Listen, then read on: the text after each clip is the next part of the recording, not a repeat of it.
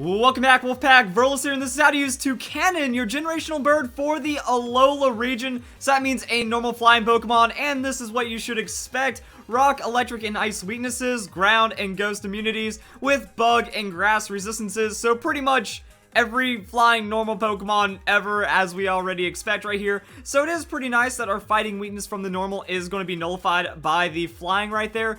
And overall, electric not super common, rock not too terrible. Do have to worry about these stealth rocks when using this Pokemon. We do pick up some immunities, so just average balance, except when we get to offensive coverage. Offensively, we're going to be pretty limited with our same type attack boost, otherwise known as stab. So our stab attacks are going to be resisted by rock and steel, also electric, but at least we can neutrally hit that with the normal, and we don't really pick up too many crucial super effective hits as well, and we will be immune by ghost on the normal side. So looking at the stats for Toucannon, this is a bit surprising. Really strong on that attack with the 120 in the attack, and overall a 485 base stat total is pretty good for such an early Pokemon in our adventure. Otherwise though, the other stats not looking too crazy. Special attack, defense, special defense, pretty middling. Hit points are average, and the speed is very low at that 60 base speed. So Toucannon, the hopes and dreams of people expecting a sweeper, kind of gone. But at the same time, we get some absurd stuff, like the abilities on Toucannon are amazing, which is why that 120 attack is so solid. Skill Link as an ability on a 120 attacking Pokemon. Excellent right there. We also do get Keen Eye and the Sheer Force, so depending on what strategy you want to play, do you want to just not worry about the opponent's evasion? Keen Eye can still be teched in if you aren't going heavy on that skill link for a certain amount of sets. And then the Sheer Force, actually, when we look at the moveset, I don't even know what Sheer Force is really going to apply to too much, but we can see a lot of synergy on that skill link. That a lot of speculation happened, that we already had confirmation from the day Pick-a-Peck was revealed that it gets Bullet Seed. So Bullet Seed skill link was on there, then it was like, alright, Rock Blast, new kind of move for flying type Pokemon that might stack multiple times. Either way, Rock Blast, Bullet Seed, boom. Skill link going to hit 125 base power on those moves, really bring us some awesome coverage. And then as we can see right here, we get standard stuff. Brave Bird, that's going to be pretty good. We do have a little bit of special going on with the Boom Burst and the Overheat, which is kind of interesting. Swords Dance, and then we can kind of piece together some other parts for the moveset. And you might have noticed Beak Blast. This is one of the craziest moves I have ever seen. User heats up its beak at the start of the turn, so think Focus Punch when it's charging its focus. If a Pokemon hits the user while it is heating, they get burned. And it doesn't break your focus. Like, you don't have to worry about focus on Beak Blast. You set it up, you do go last in the turn afterwards, but if your opponent does make contact with you, they get burned. So free burn potentially while being slow and tanky-ish. So it does just play into what Toucannon is expected of with the way that stats break down. And then you get a 100 base power physical move that isn't going to deal recoil like Brave Bird while being less powerful, while also burning your opponent. So Beak Blast is one like the craziest moves. I did not expect another Focus Punch kind of move, especially for flying type Pokemon. Now let's get into the movesets. So, we can try to make Toucannon a sweeper, because when you're sitting on the skill link, you gotta go fast. You gotta hit that Bullet Seed, Rock Blast, Fury Attack, Brave Bird, you know, all those kinds of things are going to lead to a lot of damage right there. So I was thinking Jolly Scarf, 252 attack, 252 speed. This means that you will outspeed 115 base speed Pokemon. And with a 120 attack, that Brave Bird, this Bullet Seed, Rock Blast, that is going to be pretty epic right there. Never mind, forget about Fury Attack. Unfortunately, we didn't get Fury Swipes, we didn't get any kind of buff to Fury Attack in the 7th generation, so it's pretty much going to be useless even with that skill link, because at best, we have a 75 base power move with 85% accuracy. Return is going to do more damage with 100% accuracy, so that is probably going to be a substitution right there. Or we can kind of take it to the next level in a weird way. We have Overheat, so Bullet Seed, Rock Blast, Overheat for very specific coverage right there, and into the Brave Bird, which means you might want to change up your Jolly to some kind of other nature. We will check this out when we start doing damage calculations later on, but we could also kind of find some other things. What about a tank busting Toucannon? We have mad damage, we have mad base power, we have surprising levels of coverage right there. So what we could do is kind of change this one around and make it to where, okay, Adamant Nature, but 252 on the speed, because tanky Pokemon are generally not going to invest anything to speed. So if we're a slow Pokemon, we can outspeed most tanks because they don't want to invest, and then we can do insane damage to them. As a flying type Pokemon, we do gain access to the Roost, so we can do big damage, tank up a hit potentially, and then roost it off later. And the Roost does give us a bit of an advantage because it removes our flying type weakness for that turn. So if we outspeed, use the Roost, well, if they're trying to hit us with Ice, Rock, or Electric, it's just going to be a neutral hit, which we can handle. And that's also where we can maybe come in with a Beak Blast, or potentially like a Drill Peck or something, depending on how you want to do. But Beak Blast means that if you can tank up their hit really well, they're going to get burned. You can Roost. They're doing less damage since they already made contact and they're most likely a physical attacker. And then you just try to convert off of damage right there.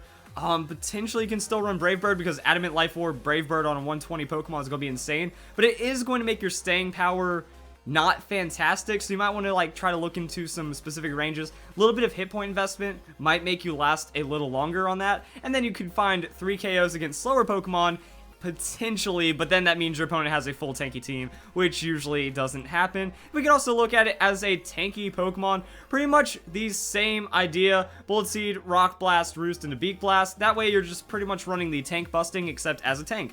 More stats, more hit points, a little bit of sustain from the leftovers comboed with Roost, and you're just looking to slam people with your 120 attack, because that is actually pretty massive when you're stacking all of these stats. Other moves: Swords Dance, Drill Peck, Flame Charge, Tailwind, U-Turn, Workup, and Boom Burst.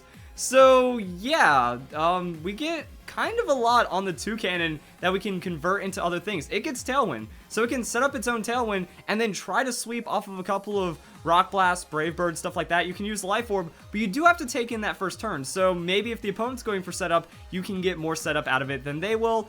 Drill Peck, as I said earlier, it's kind of like your option instead of using that Brave Bird for damage. You can sacrifice a lot of damage, but at least the recoil means you might stay around a little longer. Flame Charge.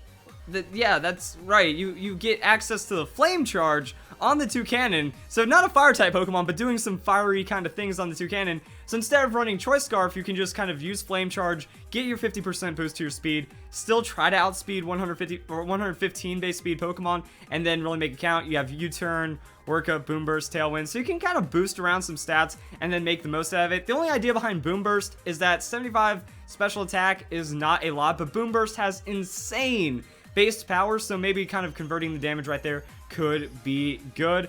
Other than that, just kind of looking into what Toucannon is going to do realistically with damage calculations, let's go and see right here. So this is going to be Choice Scarf, Jolly, kind of showing what we can KO in these ranges. Unfortunately, we're not going to outspeed 115, so if you see a Greninja, it's just going to slaughter you with an Ice Beam.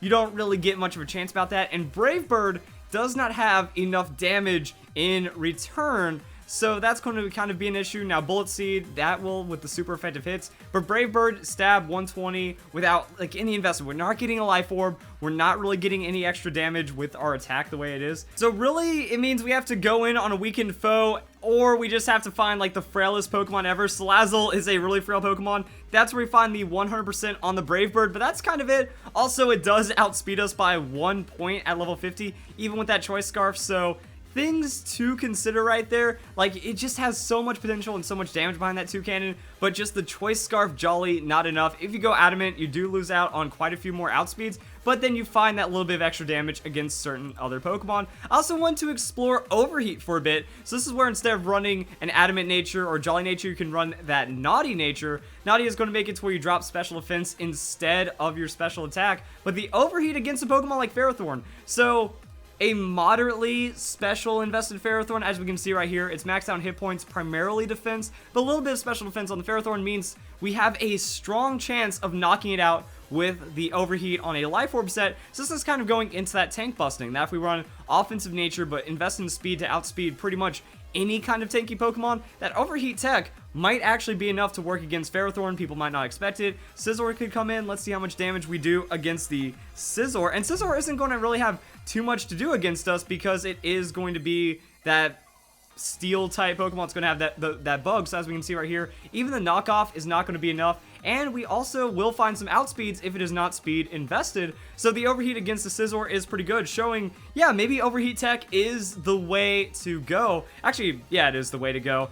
You will be giving up Roost or some kind of other coverage, but depending on where the meta goes, this is what you want, because as you can see, that damage is good, and it doesn't reduce anything. You overheat that threat, and then you can go back to Beak Blast, Rock Blast, whatever other coverage you are running. So tank busting seems pretty solid right here. As we can see, other matchups are going to be like Glasgow and stuff. So with 252 in our speed with an Adamant Nature, we won't outspeed 95 base speed uninvested, but we will clear the 90. Which means moderate tank Pokemon will be outsped. You know, most of them are in that like 60 to 80, 85 range. So that means we're going to be pretty good. Glasgow, it's not super a threat, but it's just kind of showing like Glasgow is on the higher end of speed tanks that we won't be able to outspeed with that max investment. But it's just kind of showing, yeah, we don't have to worry about too much with all that speed investment. And then just looking at some damage and stuff. Boom Burst, kind of interesting. So I was taking like best, most insane case scenario on that Boom Burst. Choice specs, modest, maybe just bulk modest or speed modest, depending if we're going for still wall breaking or something. Boom Burst Overheat could be an interesting little combo, but Boom Burst will find one-hit KOs with choice specs if we are going to be running it against an average Pokemon, you know, 70 on the hit points, 85 on that special defense. That's kind of what we expect out of most Pokemon. And let's go and compare it to some other Pokemon. Alakazam, generally more special oriented. We will still find that KO right there, even on 55, 95. And then other Pokemon, let's pull out like the Manectric or something. Manectric, that's going to be 70. I believe it becomes 80 when Mega. So the Boom Burst has damage. This is why Swellow might be a threat. It gets buffed to 75 on that special attack, has a 120 base speed. So this is kind of the damage we can expect out of a Swellow, but also Toucannon can run it for a more wall-breaking set. However, we might not need the skill link in that situation, so kind of consider the other things. Boom Burst doesn't really get any of an effect when it comes to the sheer force, unfortunately, but at least we can kind of look at some other things, have that Keen Eye. If they are going to be going for some kind of evasion shenanigans, you might actually be able to break through that. And Skill Link could work if you're going for a more mixed set, but when you're going for Boom Burst, that is full commitment right there. And that's kind of it. So hope you guys enjoyed the video taking a look at Toucannon. Interestingly enough, Toucannon was pseudo revealed, and I kind of want to show that one off for a bit. And there it is. There's Toucannon. Now, people didn't realize that it was going to be in the Pick-a-Peck evolutionary line, which is kind of crazy right there.